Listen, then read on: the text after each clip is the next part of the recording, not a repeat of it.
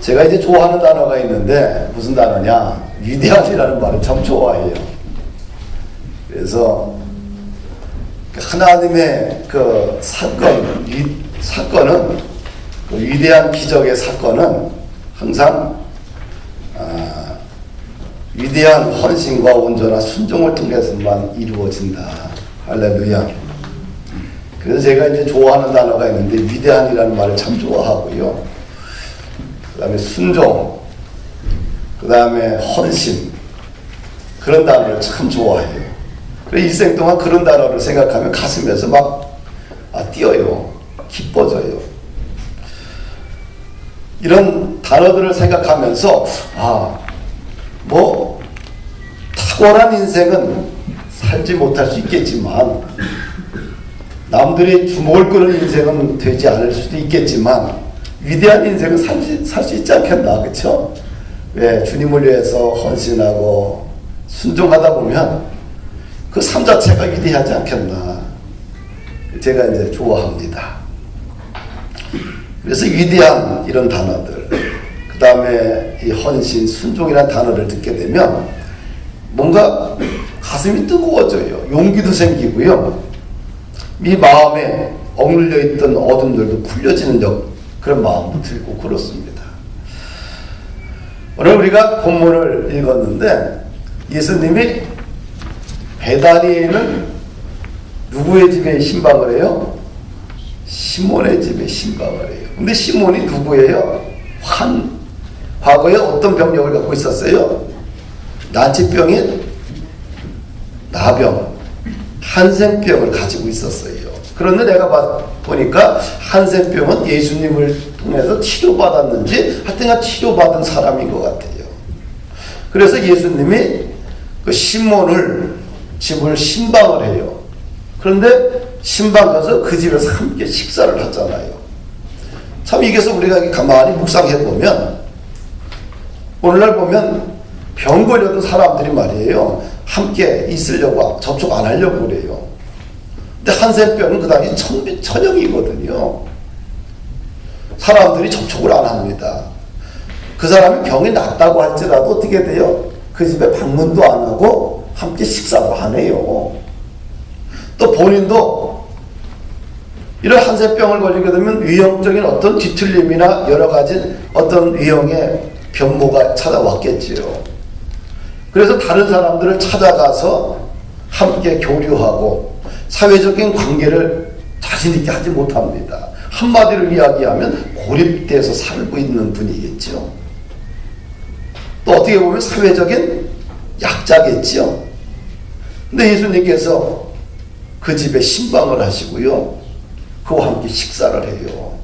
여기서 우리는 생각해 볼 것은 뭐냐면, 예수님의 삶을 통해 생각해 볼 것은 뭐냐면, 우리가 지향해야 될, 기독인들이 지향해야 될 방향성이 뭐냐?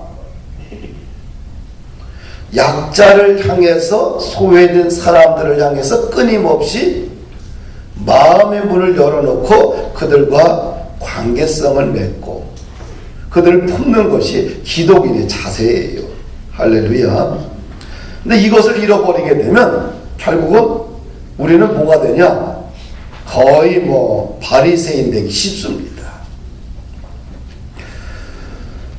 그래서 믿음의 사람들의 방향은 바로 예수 그리스도의 마음을 품고, 또 관계망 속에서 또 여러 가지 삶의 강도 만난 사람들이 많은데 그들을 가슴에 품고 함께하는 것이 기독인의 자세가 아니겠는가. 근데 그 식사 자리에 누가 오냐면 마리아라는 여인이 나타나요. 그 여인이 나타나서 예수님의 머리에 뭘 보여? 향유를 붓는데 귀한 향유 옥합을 깨트려서 머리에 기름을 발라요. 향수지요. 근데 그것이 아주 고가품인데 300데나리온 하는 거예요. 그러니까 1데나리온이 하루 노동자들 품삯이면 1년간 노동자들의 월급이 정도의 가격이니까 굉장히 비싼 고가 향수지요. 그래서 예수님의 이제 머리에 부어요. 그것을 보고 제자들의 반응을 보게 되면 8절 9절 보니까 제자들이 이 여인의 이 행동을 보고 아주 분개합니다. 그리고 이 여인을 향해서 왜 너가 무슨 의도로 이 고가 향수를 낭비하느냐, 허비하느냐. 그리고 이 비싼 것을 팔아가 가난한 자에게 나눠줘야지. 그러면서 이 여인의 행동을 질책하고 비난합니다. 이 제자들은 낭비했다. 이 여인의 마리아의 행동을 보고 낭비했다. 그럼 비판을 해요. 근데 이 여인은 어떻게, 왜 가장 비싼 것을, 고가품을 예수님의 머리에 부었을까요? 예수님을 사랑해서 그랬죠. 사랑하면 비싼 게 없어. 그쵸? 사랑하면 가장 좋은 것을 주려고 하는 것이 인간의 마음이에요. 우리가 여기서 우리가 알아야 될 것은 뭐냐면, 하나님께 드리는 모든 것은 낭비가 아니다. 우리가 더 못 드려서 가슴 아플 뿐이죠. 낭비가 아니죠. 예수 그리스도의 이름으로 드리는 모든 우리의 시간과 물질과 재능과 우리 봉사, 이 모든 것은 낭비가 아니고 우리 신학적으로 왜 거룩한 낭비다, 이렇게 이야기를 해요. 할렐루야. 제가 우리 교회가 이제 18년이 돼 가잖아요. 그런데 이제 15년 전에부터 이제 선교를 했어요. 뭐 그때 알다시피 뭐 교인들 뭐 한 30명도 채 안 되죠. 맨날 뭐 먹고 살 것도 없지요. 그런데 이제 성경을 보면은 마태복음 1등, 사도행전 1등은 세계 모든 민족을 가서 뭐 제자 양육 삼고 뭐 등 이런 얘기 나오잖아요. 뭐 땅끝까지 내 증인되라. 땅끝커녕 한 발자국 다른 사람을 향해서 뭔가 내 시간과 물질과 모든 걸 내려놓을 만큼 여유가 없던 시절이 있죠. 그런데 내가 가만히 생각해 보니까 이렇게 살다가는 한 번도 아무 일도 못하다가 교회에서 긍긍거리다가 끝날 것 같아. 39살 나이에요. 그러니까 36살에 개척을 했어. 굴이 왔으니까. 그때 이제 결단을 합니다. 야, 그럼 내가 잘할 수 있는 게 뭘까? 아, 그래도 그 당시 이제 서울신대에서 가르치고 있었기 때문에, 아, 내가 가르치자. 그럼 신학교를 만들어서 가르치자. 그래서 몇 사람이 모여서 2000년대 초에 영일에다 신학교를 세운 거예요. 그래서 아파트를 얻어가지고 1학년 12명, 2학년 12명, 3학년 12명 이렇게 뽑아가지고 36명을 뽑아서 3년간 가르쳐서 내보내죠. 그런데 이제 가면 월요일날 가면 월요일날 1시서부터 가르치면 금요일날 오후까지 가르치고 토요일 아침에 나와요. 그런데 이제 다 자부담 아니겠어요. 비행기표도 자부담이고요. 그 다음에 가게 되면 이제 뭘 해야 되냐면 학생들을 목욕을 시키고 꼭 식사를 대접을 해요. 그거 이제 강의자가 하는 거죠. 그래서 그거를 위해서 15년째인데 그 10년 동안 뭘 했냐 하면 나한테 들어오는 모든 수입이 있어요. 이런 수입들을 다 모으면 한 3개월 정도 모으면 한 3, 40만 원, 50만 원 와요. 그걸 와가지고 이제 늘 가는 거죠. 근데 교수님들이 가면 좋은데 이분들이 잘 안 가요. 왜? 현직 목회만 하다 보니까 가서 월요일서부터 한 주간 내내 강의하는 게 아침 저녁까지 쉬운 게 아니거든요. 그래서 할 수 없이 그냥 저만 열심히 다녔습니다. 근데 10년을 꾸준히 다녔잖아요. 그리고 지금 15년째인데. 그러면서 뒤돌아봤어요. 뒤돌아봤더니 무슨 나에게 이걸 통해서 무슨 어떤 삶의 변화가 있었을까 체크해 봤더니 이 가장 중요한 이 40대를 거의 매일같이 이 강의 준비하냐고 시간을 보냈어요. 알고 봤더니 그 10년 동안 나가 성장하는 시간이었더라고요. 만약 이것이 없었으면 책을 볼 일이 뭐 있겠어요. 그렇죠? 글을 쓸 일이 뭐 있겠어. 그렇죠? 그렇다고 뭐 교인들이 많으면 뭐 설교라도 열심히 준비해서 뭐 여러 군데 다닐 텐데 그것도 아니고. 근데 결국은 이 10년 동안 자비량으로 이 신학교를 운영하면서 결국은 내가 성장했더라고. 그래서 한 20몇 권 정도 책을 쓰게 된 거죠. 왜? 새로운 걸 가르쳐야 되니까. 두 번째는 이 선교를 통해서 10년쯤에 최복희 권사님을 만나가지고 그분이 전혀 알지도 못하는 분인데 세계 선교를 하자. 선교사들 돕자. 그러면서 재단법인을 만들자 30억을 갖고 오면서 재단법인을 만들. 그래서 선교가 우리는 관심도 없고 선교학을 공부한 사람도 아니고 집사람이 나나 너보다 우리 못한다 다른 사람하고 해라. 주변에 사람들이 많으니까.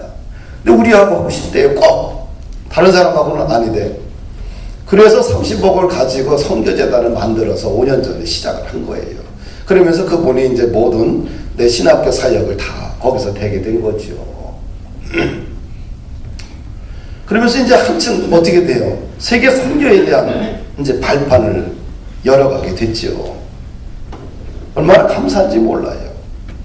세계 5대양 유대주의 퍼져있는 우리 한국의 선교사들은 다 만날 수 있고 다 네트워크가 돼 있으니까요. 인적 네트워크요. 그리고 우리 교회 빚도 그분이 다 갚았어요. 뿐만 아니라 기도원도 작년에 공사해서 이제 마무리가 다 됐죠. 하여튼 그런데 이제 이걸 하면서 이제 문제는 뭐냐면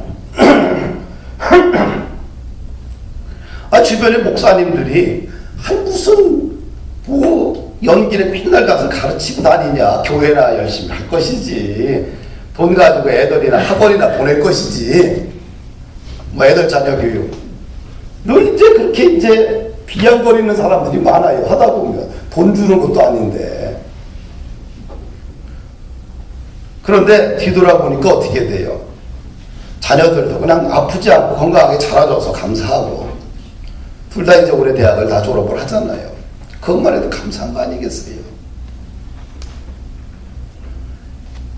사랑하는 여러분들, 제가 이거 왜 이런 얘기를 하냐 하면은 주님을 위한 우리의 헌신은 낭비가 아니다. 우리가 많은 사람들이 주님께 하는 것이 이게 낭비다. 내 시간을 낭비한 것이다. 내 물질을 낭비한 것이다.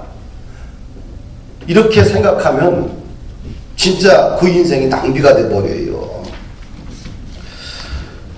주님을 위한 헌신은 낭비가 아니라 거룩한 저축입니다. 할렐루야. 우리가 많은 사람들이 이런 생각을 해요. 주님을 위한 헌신을 이야기할 때 다음번에 하지. 이 다음이라는 것은 우리 시간이 아니요. 우리 시간은 뭐예요? 현재, 지금, 현재만이 우리 시간이에요. 하나님이 주신 시간. 다음은 내 시간이 아니에요. 다음은 우리에게 존재하는 시간이 아니고 하나님의 소관이에요. 현재 우리가 믿음 생활하면서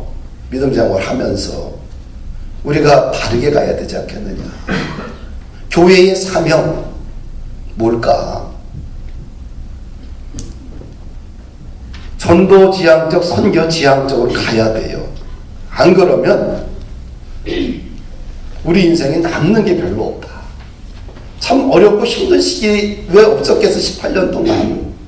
그런데 그래도 그때 내 인생을 붙잡아줬던 게 뭐냐면 나는 하나님께서 피난처를 주셨는데 연길에 있는 신학교를 운영할 수 있도록 내가 중심이 돼서 그런 것 같습니다.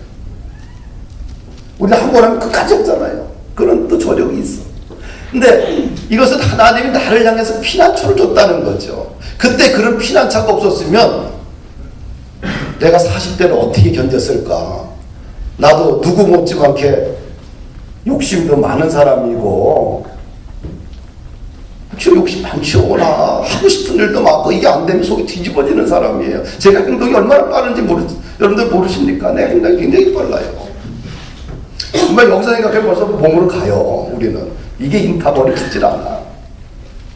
근데 이런 급한 성격이고 무엇인가 이루어야 되는 성격이고 결과물을 갖고 와야 되는 성격인데 이 허허벌판에서 이게 견딜 수 있었던 것은 뭐냐면 하나님이 나에게 피난처를 주셨기 때문에 거기에 그냥 시간을 들이고 삶을 들였기 때문에 그 40대 전혀 고민 없이 갈등 없이 지낼 수 있었어요. 이것이 가장 큰 선물이 아니었나 생각이 듭니다. 제자들은 이 여인의 행동을 보고 비난했지만 예수님은 이 여인을 향해서 10절에 보니까 이런 얘기합니다. 같이 10절 말씀 읽어볼까요?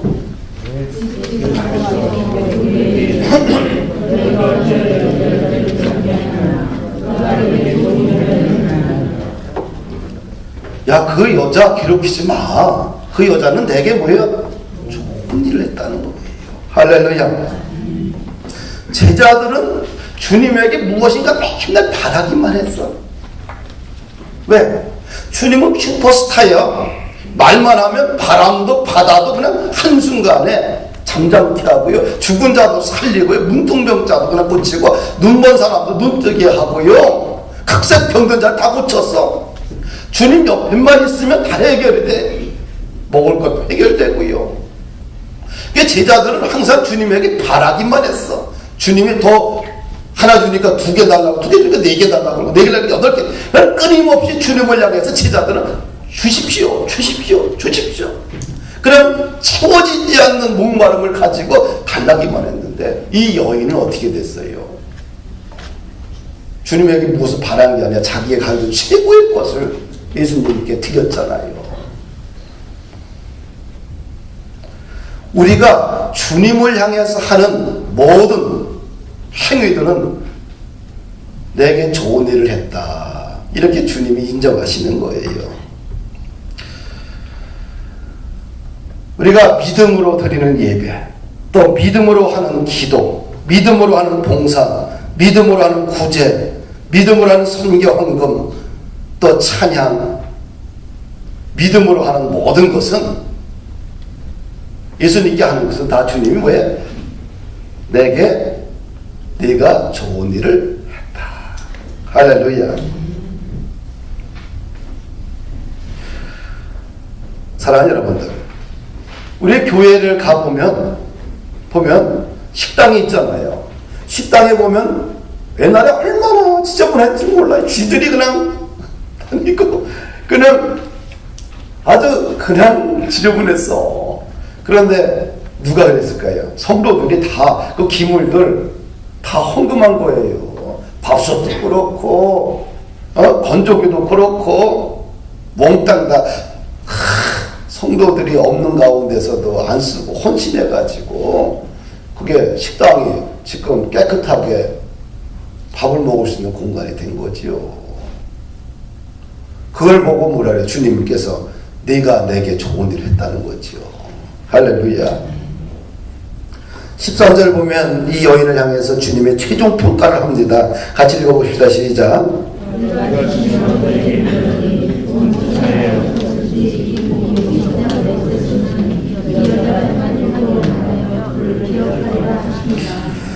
온 천하에 어디서든지 복음이 전파되는 곳에는 이 여자가 행한 이 귀한 옥합을 깬 이 사건이 기념해야 된다. 할렐루야. 저는 이 본문을 다 묵상하면서 지난밤 이런 생각을 좀 해봤어요. 주님, 저도 이 여인처럼 하나님 나라에 좀 기억함이 되는 그런 목사 되길 원합니다. 저는 옛날부터 대형 교회에 대한 꿈도 꿔본 적이 없는 사람이에요. 집사람과 둘이서 당신 전담할 수 있어? 그래서 할 수 있지 그랬더니 당신 새벽에 4시에 일어나갖고 아침마다 차량 운전을 할 수 있냐는 거예요. 그건 못하지. 그럼 당신 전담 못해. 그러면 당신은 할 수 있는 게 개척밖에 없어. 그래가지고 개척이 된 거예요. 단순하지, 그쵸? 그래서 집사람하고 야, 우리 교회에 한 사람이라도 있으면 우리 평생 그냥 자비량으로 하지 뭐. 그랬더니 그렇게 하지 뭐. 그래서 시작이 된 거예요. 그래서 이제 구리로 오게 된 거죠. 어떤 뭐 거룩한 목적과 뜻을 가지고 개척한 거, 개척자의 길 들어선 것도 아니고, 뭐 개척 훈련 받은 것도 아니고, 아무것도 준비된 게 없어요. 단지 내 기질과 성격을 아는 집사람이 당신은 봐가지고 전담할 체질이 아니니 당신은 개척밖에 없다. 그러면 나는 당신 그러면 한 명이라도 있으면 우리 교회 문 닫지 말자. 교회가 별거냐? 섬기는 곳인데 교회로부터 뭔가 우리가 얻어먹으려고 하는 게 아니잖아요. 그렇죠? 교회는 뭐예요? 드리는 곳이요. 섬기는 곳이요. 그러니까 집사람이 그럼 뭐 자비량으로 하지 일하면서 그래서 시작이 돼가지고 구리까지 온 거예요. 그러니까 나는 뭐예요? 그런 뭐 교회 뭐 이런 거에 대한 별로 그런 마인드가 없어요. 그런데 꿈은 있죠. 하나님, 나는 주님 나라를 위해서 헌신해서 순종해서 뭔가 좀 기억함이 되는, 사람들의 마음속에 좀 기억할 수 있는 그런 목사가 되고 싶습니다. 이 한 가지는 분명히 갖고 있어요. 목회자의 머릿속에도 이런 게 있어요. 참 저 성도는 귀하다. 진짜 보하다. 보배롭다. 참 아름답다. 그러면서 그 성도를 향해서 어떻게 돼요?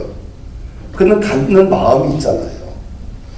그러면 우리 주님께서도 우리를 향해서 그런 마음 갖지 않겠어요? 야, 저 목사, 저 성도, 참 귀한 자녀야. 정말 보배요. 주님께서도 똑같은 마음을 갖지 않겠느냐는 얘기죠. 우리가 옥합을 깨트리는 믿음이 있을 때에 삶이 빛나게 돼요. 주님을 위해서 믿음으로 헌신과 순종의 옥합을 깨트릴 때 우리가 진짜 빛나는 인생, 존귀한 인생이 됩니다. 하나님의 나라는 거룩한 헌신과 순종을 통해서만 이루어져요. 거룩한 헌신과 온전한 순종 없이는 거의 우리는 주님을 닮아갈 수가 없다. 주님의 세계에 입적하기 좀 곤란하다. 저희는 또 한 가지 생각하는 것 중에 하나는 뭐냐면, 이 본푸른교회 역사 속에서 믿음의 후손들이 이 개척자를 향해서 참 고귀하게 헌신했다. 뭐 이런 소리는 하나 들어야 되지 않겠냐. 또 우리들의 또 헌신을 통해서 우리 후손들이 그렇게 좀 생각하면 좋겠다. 저는 이제 개척자로서 씨 뿌리는 역할을 하는 거 아니에요. 내가 씨를 열심히 뿌려놔야지만 누가 걷어요? 후임 목사님이 걷겠지요. 내가 뿌려놓은 게 없으면 후임 목사님이 정말 힘든 사역지에서 일을 하게 돼요. 아니면 교회를 떠나실지도 몰라요. 또 우리가 성도들이 한 마음을 한 뜻을 모아가지고 열심히 우리가 헌신과 하나님의 교회를 세워갈 때 어떻게 돼요? 우리 후손들이 이 교회를 통해서 또 건강하게 신앙생활 할 수 있겠지요. 저는 우리 아버지와 어머니께서 그래 나름대로 그래도 주님을 위해서 헌신하면서 일생을 사셨어요. 그래서 그 수고와 땀과 기도로 오늘 내가 먹고 살아가고 있어요. 사실은. 그럼 나는 왜 이렇게 하느냐? 왜 주님을 위해서 다 드리면서 살아가느냐? 한 가지예요. 원인은.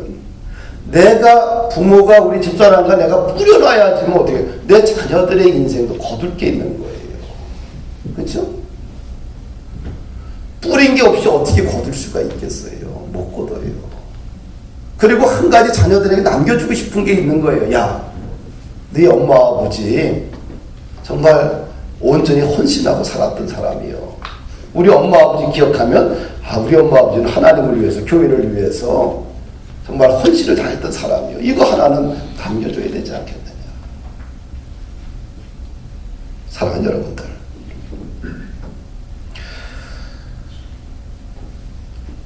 우리가 살면서 우리 신앙생활하면서 무엇인가 좀 기억할 만한 믿음의 사건을 좀 만들어 가야 돼요. 그것이 자신을 풍요롭게 하고 기름지게 하고 부유하게 하고. 우리 하나님께서는 이렇게 통 큰 헌신도 귀하게 생각하지만 작고 사소한 모든 헌신들을 다 기억하지요. 가난한 가부의 두랫돈의 헌금도 기억하시고요.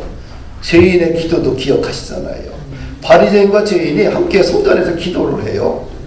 기도하는데 바리새인들이 당당하게 기도합니다. 서서 고개를 들고 기도를 해요.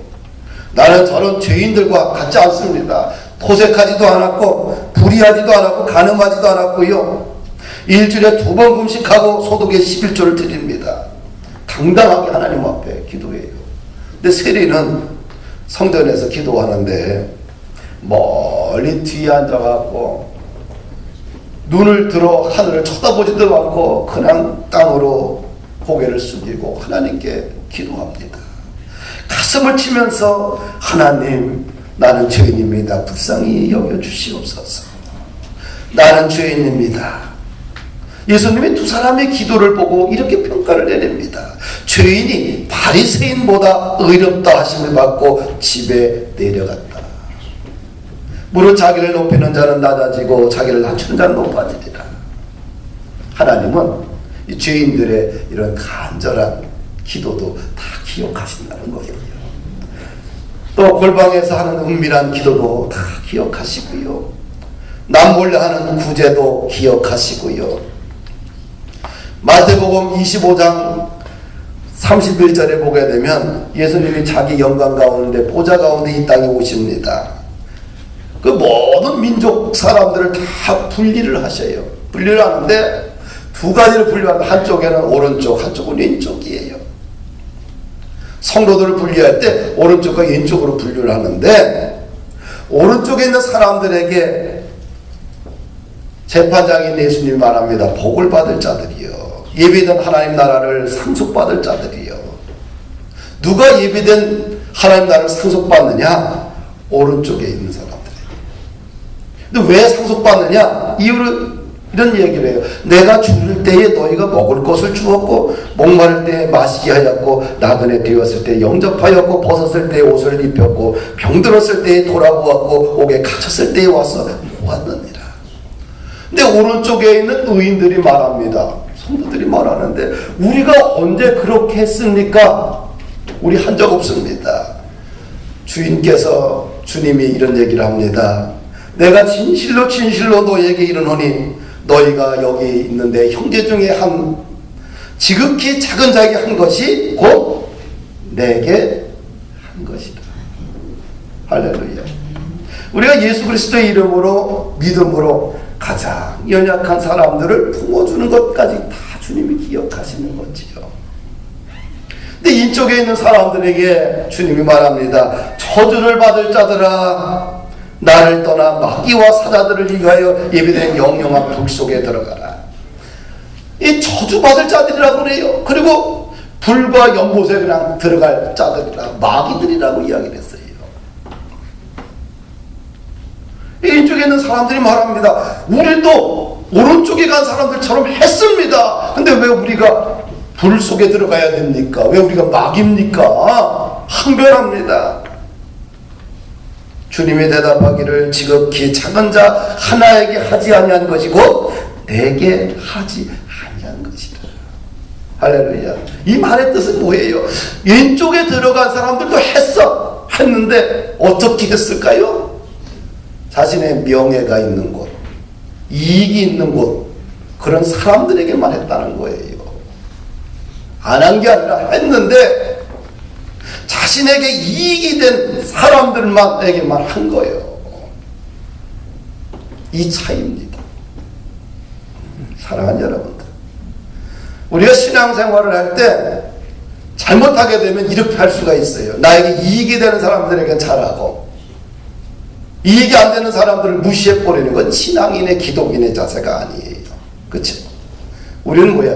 예수님의 마음을 품고 살아야 돼요. 모든 사람들을 품을 수 있는 그런 신앙인이 오늘 기독인의 삶의 자세가 아닌가. 작은 자에게 냉수 한 그릇 접대하는 것도 다 기억하시는 예수님이십니다. 정리합니다.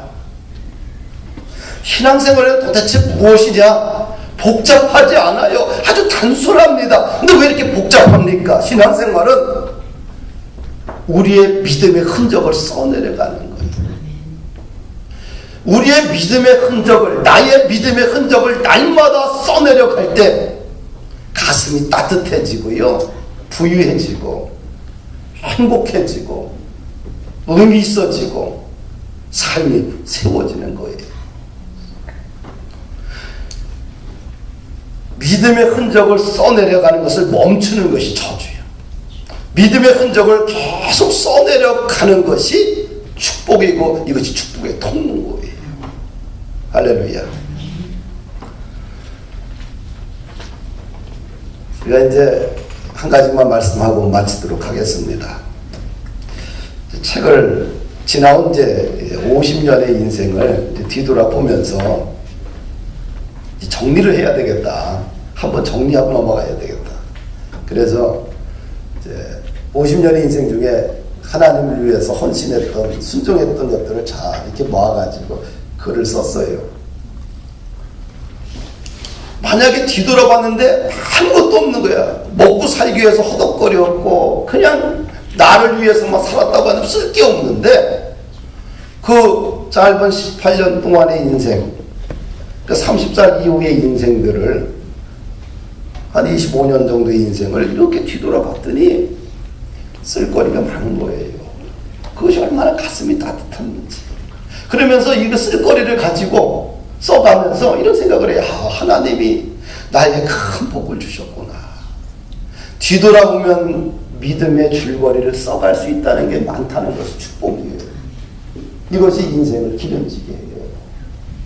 금년부터는 선교를 좀 더 열심히 해야 되겠다. 그래서 작정하고 저도 선교용을 드리고 있지만 우리 애들한테도 그래서 야 얘들아 다른 건 못해도 좀 아끼더라도 단 1,000원이라도 매달 선교연금을 좀 드리자. 선교지에 가지 못할지언정 선교연금을 통해서 선교사들을 협력하고 그런 사역에 협력할 수 있는 그것이 인생을 살아보니까 아빠 인생을 살아보니까 큰 그것이 인생을 열어가는 축복의 통로였더라. 사랑하는 성도 여러분들, 믿음대로 사십시다. 그리고 각자 신앙의 흔적들을 써내려가는 축복의 사람들이 되기를 주의 이름으로 부탁을 드립니다.